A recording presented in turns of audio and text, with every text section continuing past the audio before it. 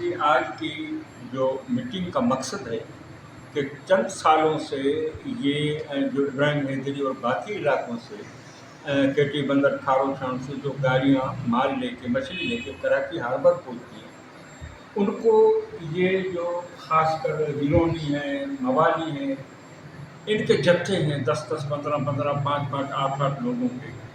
ये क्या करते हैं कि किसी भी सिग्नल पे गाड़ी रुकती है तो तलपा काट के मछली चुराते हैं। अगर एक आध बनता है तो वो ब्लेड से उनके ऊपर वार करते हैं, अगर पकड़े जाए तो उसको वो सख्ती है। तो कल ये जो है वाक़या हुआ है, तो मैं समझता हूँ कि अख्तर कानून सिग्नल, माइकलाची रोड पे गुड स्टेशन, आईसी पुल और कराची हार्बर के गेट पे और अंदर भी ये सिलसिले हो रहे हैं। तो इससे तशवीश जो है बहुत बढ़ती जा रही है। लिहाजा मैंने आप लोगों को इसी हवाले से यहाँ बुलाया है ताकि इस पर हम कोई लाए जी सही साहब। जी हाँ, बिल्कुल। मैं समझता हूँ कि आज मजीद साहब ने और बाकी हमारे दोस्तों ने जो वीडियो रखी थी वो बाकी तशवीशनाक है, तो इसीलिए हमने आज हम यहाँ बैठे ताकि उस पर बात करें। इसमें तशवीश का इज़हार इसीलिए है कि हम लोग जो माहीगीर अपनी जो मेहनत से जो मछली झींगा लाते हैं वो रास्ते में चोरी हो जाता है, वो मवाली है, चोर है, जो भी है, लेकिन ये इंतज़ामिया की ज़िम्मेदारी है कि वो उनको काबू करे। तो इसीलिए हम इंतज़ामिया से अपील करते हैं कि आप करें, वरना माहीगीरों का एहतजाज का सामना करना पड़ेगा। असल में ये जो जितनी भी जो बातें साथियों ने की, असल में ये रियासत की भी जिम्मेदारी है। खासकर हमारी पुलिस इंतज़ामिया है, वो भी वहाँ से गाड़ी वालों से वैसे बतें भी लेती रहती है, लेकिन जो ये जो रास्तों के अंदर जो ब्लेटें लेकर जो तालपत्री को उसको चीर कर जो मछली लेकर भागते हैं, बड़े होशियार लोग हैं, तो मजमे से लेकर भागते हैं। तो हम ये कहते हैं कि इंतज़ामिया का भी ये फ़र्ज़ बनता है, पुलिस का भी ये फ़र्ज़ बनता है, रियासत का भी फ़र्ज़ बनता है कि ऐसे अनासर को वो रोके।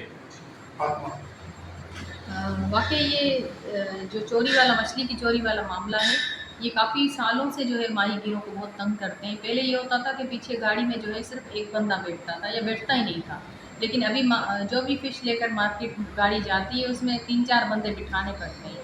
लेकिन फिर भी ये इनके इतने बड़े जत्थे हैं कि ये गाड़ी पर हमला करके और इन्होंने रस्सी में एक ब्लेड बांधा होता है जिससे ये पूरा उसका तरपाल फाड़ के मछली निकाल लेते हैं, और बल्कि 50-50 हज़ार की 1-1 लाख की मछली ये चुरा के ले जाते हैं। इससे हमारे माहीगीरों की जो है वो इनकम में उस पर असर पड़ता है, क्योंकि उसमें सारा उसका कश्ती का खर्च भी होता है, उसमें खलासियों का हिस्सा भी होता है, उसमें कश्ती के मालिक का हिस्सा भी होता है।